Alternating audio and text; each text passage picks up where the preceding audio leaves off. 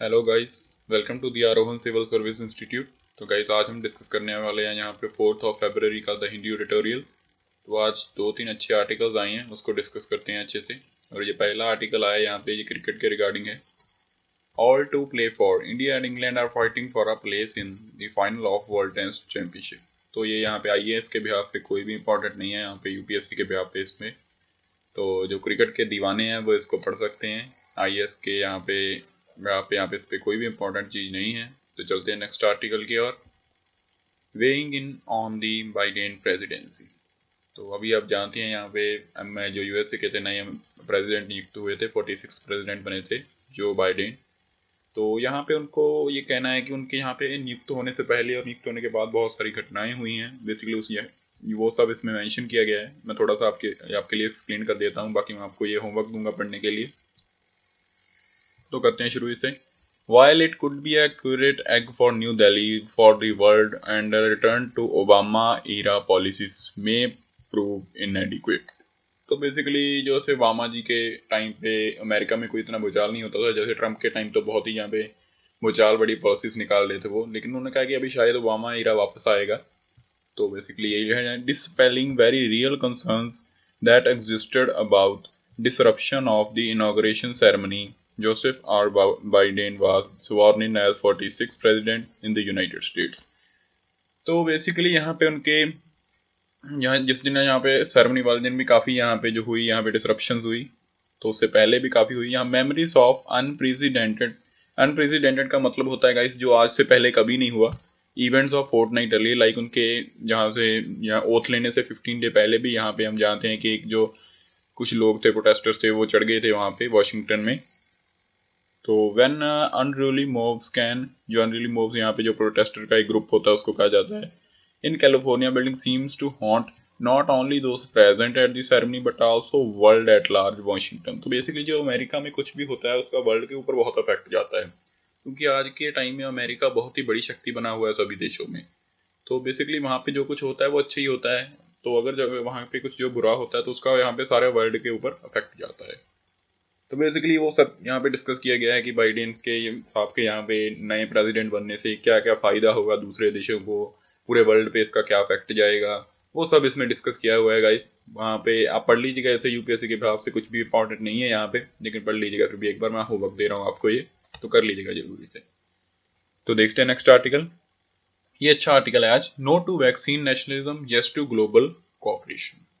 तो यहाँ पे क्या है, अब आप जानते हैं कि कोरोना पेंडेमिक आया तो भाई सभी लोग कह रहे थे कि भाई मास्क वगैरह लगाओ। उसके बाद जो बात हुई कि भाई कोरोना की दवाई वैक्सीन बनाओ, वैक्सीन बन गई। उसके बाद क्या कह रहे थे सभी लोग, भाई ये वैक्सीन को डिस्ट्रीब्यूट कैसे किया जाएगा।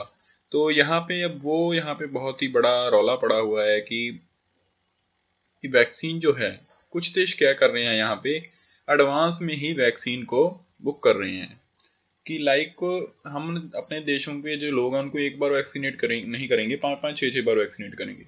और उन्होंने यहाँ पे जो कंपनीज वैक्सीन प्रोड्यूस करती हैं उनके पास पहले से ही बुकिंग करवा दी है, एडवांस बुकिंग करवा दी है। तो जो दूसरे देश हैं, छोटे देश हैं, उनको ये वैक्सीन प्रोवाइड नहीं हो पाएगी क्योंकि दूसरे देश पहले से एडवांस बुकिंग करवा के बैठे हैं। तो यही यहाँ पे मेन राइटर कहना चाहता है कि no to vaccine nationalism, like कि एक देश में ही वैक्सीन ना हो, यस टू ग्लोबल कोऑपरेशन, कि बेसिकली ग्लोबल कोऑपरेशन के साथ हम इस वैक्सीनेशन को अलग अलग देशों में स्प्रेड करें। तो यहाँ पे क्या कहते हैं, India's approach only reinforces the need for coordinated international efforts to bring कोविड-19 अंडर कंट्रोल। तो अकेला इंडिया ही है जो यहाँ पे कोऑर्डिनेट एफर्ट्स कर रहा है, इंटरनेशनल एफर्ट्स टू ब्रिंग कोविड-19 अंडर कंट्रोल। बेसिकली कि सभी देश यहाँ पे एक साथ मिलकर काम करें इसमें। ये यहाँ पे सिर्फ इंडिया ही अप्रोच कर रहा है इस आइडिया को, बाकी देश अप्रोच नहीं कर रहे हैं। तो ये राइटर बेसिकली यहाँ पे कहना चाहते हैं। और ये इंडिया इसके लिए बहुत ही, यहाँ पे हम जानते हैं कि इंडिया ने काफ़ी देशों को वैक्सीन भी यहाँ पे प्रोवाइड करवाई है और भी बहुत सारे देशों को आप फ्यूचर में वैक्सीन देगा। इंडिया में काफ़ी लार्ज यहाँ पे मास पे इन वैक्सीन प्रोडक्शन हो रही है, तो इंडिया सभी देशों को दे रहा है, श्रीलंका को, नेपाल को, कई कई देशों को वैक्सीन भेजी अभी इंडिया ने। तो मैंने मेन पॉइंट निकाले हैं इसमें से, तो डिस्कस करते हैं उन्हें। Since the world wide inoculation process is going strong. Inoculation का मतलब होता है जो टीकाकरण, जिसको हम बोल देते हैं कि लाइक टीका लगाना। तो आप जानते हैं कि वर्ल्ड वाइड यहाँ पे जो है वैक्सीन प्रोग्राम बहुत ही स्ट्रॉन्ग चल रहा है। Vaccine diplomacy has become a hot topic, ये एक हॉट टॉपिक बन गया है। As this pandemic has spared no country, यहाँ पे जो हमारे कोरोना वायरस से कोई भी कंट्री बची नहीं थी। आप जानते हैं everyone needs access to vaccine, सभी को वैक्सीन चाहिए। How is vaccine production and distribution being manage, तो ये वैक्सीन की प्रोडक्शन और जो डिस्ट्रीब्यूशन है ये कैसे मैनेज होगी, ये कभी भी क्वेश्चन बना हुआ है। While the leading and advanced countries have been mindlessly selfish in amazing approved vaccine, it is the global south countries India and China, नहीं, और जो हमारी जो यूरोपियन कंट्रीज हैं बेसिकली वो माइंडलेसली सेल्फिश वे से एडवांस बुकिंग करवा रही हैं इन वैक्सीन्स की, बल्कि जो दूसरी तरफ ग्लोबल साउथ कंट्रीज हैं इंडिया एंड चाइना, वो यहाँ पे ट्राई कर रही हैं कि हम सभी देशों को ये वैक्सीन दे सकें, बल्कि जो यूरोपियन कंट्रीज है वो ऐसा सोच नहीं रही हैं। In their quest for ensuring vaccine security, ताकि सब जो वैक्सीन सिक्योरिटी मिल सके सभी देशों को, आ रिपोर्ट बाय न्यूयॉर्क टाइम ने एक रिपोर्ट दी है यहाँ पे, based on the vaccine contract compiled bye Duke university, यहाँ पे जो कॉन्ट्रैक्ट है उनको कंपाइल किया है ड्यूक यूनिवर्सिटी ने। उसमें क्या है, shows that the advance purchase contracts made by some advance country, जो एडवांस परचेज कॉन्ट्रैक्ट्स ले लिए गए हैं, यहाँ पे एडवांस कॉन्ट्रैक्ट दे दिए गए हैं कंपनीज जो बनाती हैं इस वैक्सीन को, कि भाई हमें आप ये वैक्सीन पहले देना। लाइक हम इसकी एग्जांपल ले सकते हैं कि जैसे कि ऑनलाइन प्लेटफॉर्म होते हैं जहाँ पे, जैसे लाइक अमेजोन हो गया, अमेजोन पे मोबाइल फोन्स की यहाँ पे सेल लगती है, मोबाइल फोन कह सकते हैं, और भी कई गैजेट्स होते हैं जिनकी सेल लगती है। तो भाई कई बार क्या होता है कि किसी दिन लाइक हम कह सकते हैं संडे को 12 बजे सेल लगेगी, 12 बजे सेल लगती है तो भाई 12:05 तक सारे फोन बिक जाते हैं। तो यही बात यहाँ पे हो रही है कि वो एडवांस बुकिंग करवा के बैठे हैं भाई कि हम पहले ये हमें वैक्सीन हमें चाहिए। तो made by some advance countries for potential vaccine would vaccinate their population many times, यहाँ पे ये उल्टा हो रहा है कि हमारे इंडिया में तो भाई यहाँ पे वैक्सीन मास प्रोडक्शन चल रही है, यहाँ पे लोग कह रहे हैं भाई हम वैक्सीनेशन नहीं लेंगे क्योंकि ये खतरनाक हो सकती है, यहाँ पे कुछ भी हो सकता है हमें। जबकि बाहर की कंट्रीज में वो लोगों को कह रही हैं भाई हम अपने वो लोगों को एक से ज्यादा बार वैक्सीनेट करेंगे। तो ये अलग ही जो है प्रोपेगेंडा चल रहा है। यूरोपियन यूनियन 2 टाइम्स, जहाँ पे जो यूरोपियन यूनियन उन्होंने 2 टाइम यहाँ पे जो है एडवांस बुकिंग की है। जो United states and United kingdom है इन्होंने यहाँ पे की है भाई 4 टाइम्स। कनाडा ने भाई यहाँ पे की है 6 टाइम, ये तो अलग ही चल रहे हैं भाई। तो इन्होंने 6 टाइम कर दी है यहाँ पे एडवांस बुकिंग। तो यहाँ पे जो है 82% ऑफ पी फाइजर प्रोडक्शन, जो पी फाइजर कंपनी का नेम है यहाँ पे, इनकी 82% प्रोडक्शन जो होगी 2021 में, उसकी पहले ही एडवांस बुकिंग हो चुकी है। और जो 78% होगी मॉडर्ना, ये भी यहाँ पे एक कंपनी है जो वैक्सीन बनाती है, इनकी जो 78% प्रोडक्शन होगी 2021 में, उसकी भी एडवांस बुकिंग हो चुकी है। तो आप खुद अंदाजा लगा सकते हैं कि इनकी पहले एडवांस बुकिंग हो चुकी है। जो दूसरे देश रह चुके हैं यहाँ पे पीछे, लाइक बहुत सारे देश हैं जो पीछे, जहाँ पे वो खुद वैक्सीनेशन को प्रोड्यूस नहीं कर रहे हैं, तो वहां पे ये वैक्सीन कैसे पहुंचेगी, मेन मुद्दा ये बना हुआ है। The expectation that has early vaccination will bring normalcy and required push to economic growth fully mainly advanced countries to engage in vaccine better. तो जो अर्ली वैक्सीनेशन है वो ग्रोथ करेगा कंपनी को, लाइक लोगों को जल्दी लग जाएगा तो लोगों के मन से डर निकल जाएगा, भाई अब हमें कुछ नहीं होगा तो भाई चलो काम करते हैं, जिससे इकोनॉमी ग्रो होगी। और यहाँ पे जिसके कारण बहुत सारे देश जो है वैक्सीन बैटल में फंसने वाले हैं। The arguments of public good and global corporation have gone out of the window. The जो public good and for the public good and global corporation की जो ये यहाँ पे कॉर्पोरेशन है, ये यहाँ पे बिल्कुल ही बाहर जा चुकी है यहाँ से। भाई अब तो भाई हमें ही वैक्सीन चाहिए, बाकी देश जाए भाड़ में, ये मेनली यहाँ पे ये कहना चाह रहे हैं। तो यहाँ पे जो है थोड़ा सा यहाँ पे पढ़ लेते हैं, और मैंने यहाँ तक आपको पढ़ा दिया है ये। While advanced countries have turned their back on the need of poor countries to access COVID-19 vaccines, India has displayed empathy to their needs। तो इंडिया ने यहाँ पे बहुत सारे देशों को एम्पैथी दिखाई है कि लाइक भाई हम वैक्सीन देंगे आपको इंडिया के ऊपर, यहाँ पे इंडिया में बहुत सारी जो है वैक्सीन जो प्रोडक्शन काफी मास लेवल पे चल रही है। तो इंडिया ने ब्राजील हो गया, नेपाल हो गया, श्रीलंका हो गया, काफी देश, बांग्लादेश हो गया, काफी देशों को वैक्सीन भेजी हैं यहाँ पे। बहुत ही अच्छी बात है, दूसरे देशों ने इसका थैंक्स भी किया है। और while its exports to neighboring countries will be under grant mode, initial shipment of vaccines at least developed countries will be free of cost। जो डेवलप्ड कंट्री हैं उनको ये फ्री ऑफ कॉस्ट दे रहे हैं ये वैक्सीन, जो उससे भी अच्छी बात है। ब्राजील को यहाँ पे इन्होंने 2 मिलियन डोजेज ऑफ वैक्सीन दे चुके हैं ऑलरेडी ये। तो आप ये इस आर्टिकल को पढ़ सकते हैं। इसमें बेसिकली आगे यही लिखा गया कौन कौन सी अप्रूव हुई, कैसे कैसे ये सबको दी जा रही है। मैंने आपको समराइज कर दिया है ऐसे, तो पढ़ लीजिएगा ऐसे। मैं होमवर्क दे रहा हूँ आपको। तो चलते हैं नेक्स्ट आर्टिकल की ओर गाइस, अर्बन विजन्स। तो बेसिकली ये आर्टिकल आया है आज कि जैसे बजट हमारा पेश किया गया है फाइनेंस मिनिस्टर निर्मला सीतारमण जी के द्वारा, तो उसमें उन्होंने क्या कहा है कि भाई हम मेट्रोस और जो बसेस हैं उनके ऊपर यहाँ पे काम करने वाले हैं, नई बसेस लाने वाले हैं, नई मेट्रोस लाने वाले हैं, और उन पे कितना कितना फंड देगा और ये कैसे चलेंगी, उसके अबाउट ये आर्टिकल आया है आज। इसको भी डिस्कस करेंगे हम। तो देखते हैं इसके मेन पॉइंट्स में। आपको दूसरी तरफ आता हूँ, यहाँ पे पढ़ना थोड़ा सा डिफिकल्ट हो जाएगा आपके लिए। With the clear focus on expansion of metro rail and bus services through central funding, Budget 2021 has recognized a core component of urbanization। तो यहाँ पे जो है क्लियरली जो है बजट में जो फाइनेंस मिनिस्टर है उन्होंने कहा है कि भाई हम एक्सपेंशन करेंगे यहाँ पे जो हमारी मेट्रो रेल है और बस सर्विसेज का थ्रू सेंट्रल फंडिंग, और यहाँ पे ये कोर कंपोनेंट रहा है बजट 2021 का। Comfortable and safe affordable computing like कोई भी ट्रैवल करना हमारा जैसे बसेस के through, for the comfortable and safe affordable travel has well recognized multiplier effects for the economy। ये यहाँ पे इफेक्ट बहुत ही मल्टीप्लायर इफेक्ट होते हैं इसके इकोनॉमी पे। More generally for public health although, और ये पब्लिक हेल्थ के लिए बहुत ही इंपॉर्टेंट होता है सेफ एंड अफोर्डेबल कंफर्टेबल जो ट्रैवल है। ऑल्दो आप खुद ही गाइस एग्जांपल ले लीजिए, मैं आपको एग्जांपल से समझा देता हूँ ये कि मान लीजिए आप घर से निकले यहाँ पे बस में ऑफिस जाने के लिए, वो बस आपको मान लीजिए बस पूरी भरी हुई मिली, लाइक बिल्कुल ही भाई पैर रखने की भी जगह नहीं है, तो बंदा जाता जाता ही यहाँ पे ऑफिस पहुंचता ही बंदा बिल्कुल ऊब जाता है, लाइक कि स्ट्रेस हो जाता है आदमी को। जैसे ही वो ऑफिस पहुंचता है तो वो सारा दिन इसका स्ट्रेस में जाता है, अच्छे से काम भी नहीं कर पाता, किसी के साथ अच्छे से बिहेव नहीं करता, तो वो अच्छे से काम नहीं कर पाता तो जान लीजिए उसका ऑफिस लॉस में जाता है, तो इकोनॉमी नीचे गिरती है। और इसके अपोजिट अगर वो मान लीजिए घर से निकला और भाई उसको अच्छी से बस मिली, बिल्कुल खाली बस, अच्छे से बैठ के गया वो सीट पे, और वो जैसे ऑफिस पहुंचा भाई पूरा खुशनुमा, सभी से अच्छे से मिला, अच्छे से काम किया सारा दिन। और ये यहाँ पे दो मेन इफेक्ट होते हैं, यहाँ पे जो इकोनॉमी को भी बहुत ही अच्छे से इफेक्ट करती है ये चीज, ये मैंने आपको समझाया बेसिकली एग्जांपल से। Although COVID-19 has had the perverse effect of driving people away to the safety of personal car and two-wheeler vehicle, जो यहाँ पे COVID-19 अभी नॉर्मल हो रहा है जैसे कि, तो लोग क्या कर रहे हैं, उतनी भीड़ नहीं है यहाँ पे, जो बसेस हैं वगैरह जहाँ पब्लिक ट्रांसपोर्ट है वहाँ पे उतनी भीड़ नहीं है, लोग अपना पर्सनल व्हीकल टू व्हीलर्स या कार्स को यहाँ पे जो है प्रेफर कर रहे हैं। लेकिन इंडिया में तो ऐसा नहीं है, क्योंकि इंडिया में मैंने जहाँ तक मैंने देखा है, जैसे मैं भी कई बार बाहर जाता हूँ तो मैंने देखा है कि इतनी लोग भी नॉर्मल होने लग गए हैं अभी, जो है कि बसेस में उतनी भीड़ ही होने लग गई है अभी। लोग मास्क लगाते हैं और भाई कहते हैं चलो भाई चलते हैं काम पे। इंडिया में इतनी परवाह कोई करता नहीं है वैसे, अगर इतना सोचेंगे तो भाई काम कैसे करेंगे, ये सोच लेते हैं।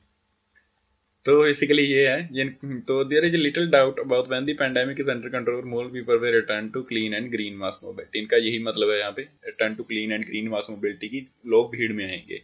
Finance minister Nirmala Sitharaman announcement of central funding of almost 2000 crore, 63,000 crore and 14,000 crore for the Kochi, Chennai and Bengaluru metro projects. तो बेसिकली इन्होंने यहाँ पे ये फंड इशू किए हैं for the Kochi, Chennai and Bengaluru metro projects. तो ये तो काफ़ी अच्छी बात है कि ये मेट्रो प्रोजेक्ट्स बन रहे हैं यहाँ पे, क्योंकि मेट्रो आने से तो बहुत ही सिंपल हो जाता है। क्योंकि जब जानते हैं अभी दिल्ली में जो है हमारी मेट्रो का प्रोजेक्ट कितना सफल रहा है, और मेट्रो के प्रोजेक्ट को सफल रहने के लिए वहाँ पे जो है काम करने वाले लोगों का होना भी बहुत जरूरी है, क्योंकि वही लोग हैं जो ट्रेवल करते हैं इसमें बेसिकली। तो गिव्स दिस बिग, तो इनका जो फायदा क्या होगा इन सिटीज को, gives this big cities greater certainty that they can meet target. तो ये इनके लिए काफी फायदेमंद रहने वाला है। Less certain however the impact of proposed 18,000 crore plan to augmented public bus transport. तो जो पब्लिक जहाँ पे जो इसमें तो श्योरिटी है कि मेट्रो प्रोजेक्ट बन जाएगा भाई, ये अच्छे से जो है टारगेट मीट कर पाएंगे स्टेट। जो यहाँ पे बसेस के लिए जो है 18,000 करोड़ यहाँ पे इशू किया गया है, उस पे राइटर कह रहा है भाई ये थोड़ा सा लेस सर्टेन है, क्योंकि बसेस का इन्होंने क्या किया है, ट्रांसपोर्ट यूजिंग अ ट्रिपल-P मॉडल। ये ट्रिपल-P मॉडल क्या है यहाँ पे, पब्लिक प्राइवेट पार्टनरशिप। तो इसमें क्या होगा, वो यहाँ पे प्राइवेट कंपनी से उनको कहेंगे भाई आप अपनी टेक्नोलॉजी लाओ, अपने लोग लाओ और बसेस को बनाओ और इसको ऑपरेट करो सारे सिस्टम को बेसिकली। तो enable private sector players to finance acquire, operate and maintain over 20,000 buses। तो प्राइवेट प्लेयर इनको ऑपरेट करेंगे। इंडिया में जो रेशियो है बसेस की to the population is a low.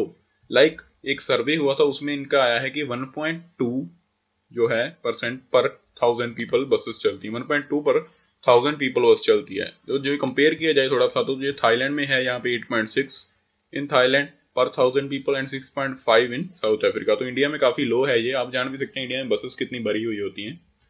Although some states like Karnataka are well ahead of national average। तो यहाँ पे कर्नाटका में ऐसा नहीं है। कोई स्टेट्स ऐसी भी हैं यहाँ पे, कर्नाटका एक स्टेट ऐसी है वहाँ पे कि इतनी यहाँ पे एवरेज नहीं है, इससे ज्यादा है। कर्नाटका में काफी बसेस चलती हैं। Licensed private urban buses services remain a politically sensitive topic in many states। तो यहाँ पे जो प्राइवेट बसेस होती हैं ये जो यहाँ पे ये पॉलिटिकली सेंसिटिव टॉपिक रहती हैं, क्योंकि आप जानते हैं कि जैसी जिसकी सरकार आती है तो वो अपने जो दोस्त होते हैं उनको कह देता है भाई तुम चलाओ बसेस, अपनी अपनी सरकार है भाई, अब क्या होगा। तो ये होता है कई बार। हमारे यहाँ पे भी हुआ था, ये पंजाब में भी हुआ था कि उसमें यहाँ पे जो एक सरकार आई जाए बीजेपी, मैं नाम नहीं लूंगा, तो वहाँ पे क्या हुआ भाई बहुत सारी बसेस बंद हो गई। तो ये होता है बहुत बार, ये मेनली ये इशू रहता ही रहता है। और वो ये चीज़ नहीं देखते हैं कि अगर बसेस चलानी है जो उसकी मेन रिक्वायरमेंट है वो हम उसको फिलफिल करें। अगर सरकार बदल भी जाए तो ये बसेस चलती रहें, लेकिन ऐसा होता नहीं है। And it will take major effort to convince them that the bus resistance is a good post pandemic recovery strategy. यहाँ पे जो है बसेस को चलाना है जो पोस्ट पैंडेमिक रिकवरी स्ट्रेटजी है, काफ़ी अच्छी। Amended motor vehicle act has provision for centre to take the lead है। तो सेंटर को यहाँ पे जो प्रोविजन है उसके द्वारा ये लीड ले सकता है यहाँ पे। तो बेसिकली जो है ये सब था इसमें कि लाइक थोड़ा सा मैंने आधे से ज़्यादा पढ़ा दिया है आपको, अब थोड़ा बहुत रह गया, आप पढ़ लीजिएगा उसे। तो यहाँ पे क्या कहना चाह रहा है जो राइटर है, वो कह रहा है कि भाई अगर मेट्रो का तो चलो सर्टेन है कि मेट्रो आएगी, यहाँ पे उस स्टेट की रिकवरी हो जाएगी, लेकिन जो बसेस हैं उसका यहाँ पे लेस सर्टेन है थोड़ा सा। ऑथर जो है तो उसने ये सब लिखा है, इसमें पढ़ लीजिएगा इस आर्टिकल को। थोड़ा सा यहाँ पे इधर वाला रह गया है पार्ट, तो पढ़ लीजिएगा ऐसे। मैं होमवर्क दे रहा हूँ आपको। चलते हैं नेक्स्ट आर्टिकल की ओर, towards sustainable growth.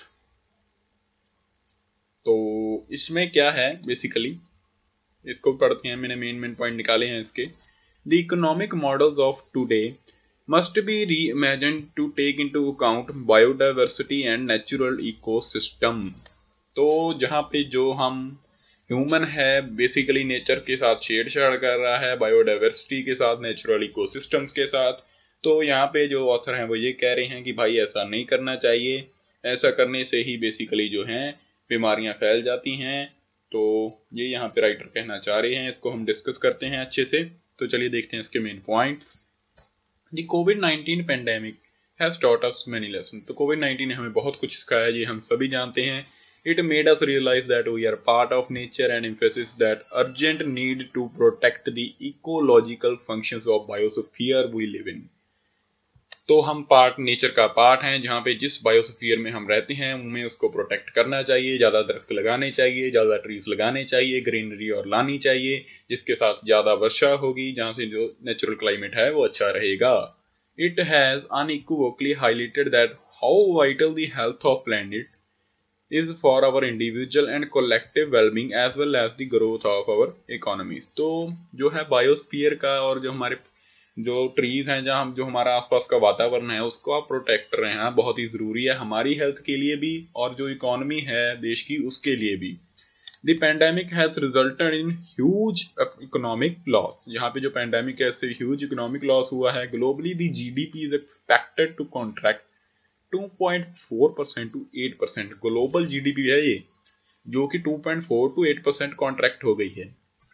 The World Economic Forum estimates that the global cost of dealing with the pandemic could be from 8.1 trillion to 15.8 trillion। तो जो ग्लोबल कॉस्ट आई है इसके साथ डील करने की सभी देशों की मिलाकर वो है 8.1 trillion dollar to 15.8 trillion dollar। Preventing such pandemic will cost only a fraction of this amount, estimated at 22 billion to 30.7 billion per year। This is without factoring in the human suffering।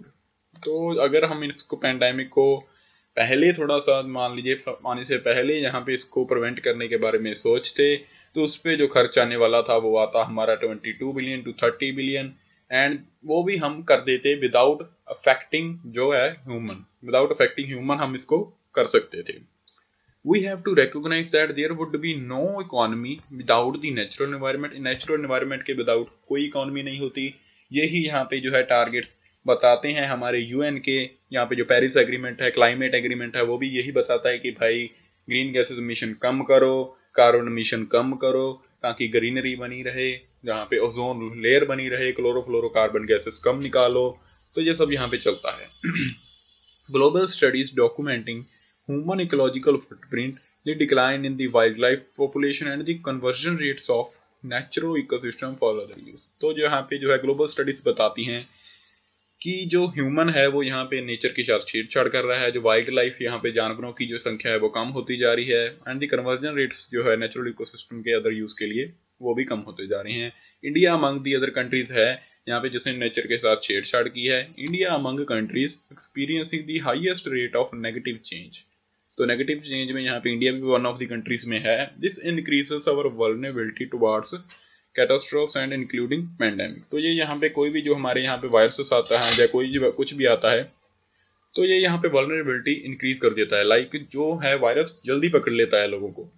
तो additionally there is a sorry guys, additionally there is a strong correlation between human destiny, richness of biodiversity and emergence of zoonotic pathogens. Pathogens का मतलब होता है guys जो जानवरों से निकलने वाले वायरस होते हैं उनको ही कहते हैं यहाँ पे पैथोजेंस। तो विच रेंडर्स इंडिया पर्टिकुलरली वल्नरेबल। जो इंडिया में है यहाँ पे रिचनेस ऑफ बायोडाइवर्सिटी नहीं है, जिसके कारण बहुत सारे वायरसेस आ जाते हैं। तो इंडिया जो है इन वायरसेस के ये है जो रिगार्डिंग है जो वल्नरेबल है, इंडिया को जल्दी पकड़ लेते हैं ये। तो वैसे भी गाइस अगर आप सोचें तो अगर आप यहाँ पे ग्रीनरी वाले एनवायरनमेंट में रहते हैं तो आपका जो बेसिकली जो है आपका जो मैं कह सकता हूँ बिहेवियर बोल सकते हैं वो बहुत अच्छा रहता है, क्योंकि जैसे ही आप उठते हैं भाई चिड़ियों की चहचहाहट, अच्छा वातावरण, अच्छी हवा चलती है जब ग्रीनरी होती है चारों तरफ, इसलिए लोग पार्क में जाते हैं। अगर वो वही पार्क अपने घर में बना लें तो कितना अच्छा हो ना, साथ में तो नेचर भी अच्छी रहे और भाई बाकी सब कुछ भी अच्छा हो। तो बेसिकली यही यहाँ पे कहना चाह रहा है जो राइटर है, वो कह रहा है भाई कि नेचर के साथ छेड़छाड़ मत करो। जितनी बार तुम लोग नेचर के साथ छेड़छाड़ करोगे ऐसे वायरसेस आएंगे, तुमको बताएंगे कि अपनी नेचर को कंट्रोल में रखो। With high human densities among the highest diversity of mammals in the world and a saturated interface between human and wildlife, India is considered to be among the hotspot for zoonotic emerging and re-emerging infectious diseases। यहाँ पे India में जो है सबसे ज्यादा बीमारियां आती हैं यहाँ पे, जानवरों से रिलेटेड भी वैसे भी यहाँ पे। तो इंडिया को अपने यहाँ पे जो नेचर है उस पर ध्यान देना चाहिए, ज़्यादा ट्रीज लगाने चाहिए। आपको मैं बोलूँगा कि हर बार अपने घर के आसपास जहाँ जब मौका मिले आपको कोई ना कोई ट्री प्लांट कीजिए। ये यहाँ पे हेल्प करेगा, यहाँ पे बहुत हेल्प करेगा। तो जो कार्बन एमिशन कम होंगे, ऑक्सीजन ज़्यादा होगी। वैसे भी यहाँ पे बता रहे हैं कि 2050 तक तो भाई अगर ऐसे ही चलता रहा तो दुनिया ही खत्म हो जाएगी। तो ट्रीज प्लांट कीजिए गाइस, आप सबके लिए भी अच्छा होगा, सारे वर्ल्ड के लिए भी अच्छा होगा। तो this is all about guys this article. चलते हैं नेक्स्ट न्यूज की ओर। Massive gathering in Haryana demands repeal of farm laws. Farm laws के ऊपर बहुत रौला पड़ा हुआ है, अभी जानते हैं आप। यहाँ पे इंटरनेशनल प्रेशर भी बहुत आ गया है, तो इंडिया हरियाणा में गैदरिंग हो रही है इसके रिगार्डिंग, पढ़ लीजिएगा ऐसे। चलते हैं नेक्स्ट न्यूज की ओर। So this is all for today guys. तो इसमें जो है फॉर्म लॉस का बेसिकली मैं बताना, यहाँ पे इंटरनेशनल प्रेशर भी बहुत ज़्यादा आ रहा है। जो इंटरनेशनल सेलिब्रिटीज़ हैं बहुत ज़्यादा, उन्होंने यहाँ पे ट्वीट करके यहाँ पे भी बताया, लेकिन इंडिया ने नया प्रोपेगेंडा चला दिया है कि भाई हम इंडियन हैं, जो इंडिया की अपनी स्थिति को देख सकते हैं, आप लोगों को बीच में घुसने की जरूरत नहीं है। तो I don't think this is a good idea कि यहाँ पे हो। तो गैस चलो छोड़ो, मैं कोई कमेंट करना नहीं चाहता यहाँ पे। अगर मैं शुरू हो गया तो यहाँ पे तो बहुत ज़्यादा कुछ बोल जाऊंगा मैं। कोई जरूरत। This is all for today guys. अगर आपको हमारा कंटेंट अच्छा लगता है लाइक कीजिए, चैनल को सब्सक्राइब कीजिए। Thank you guys.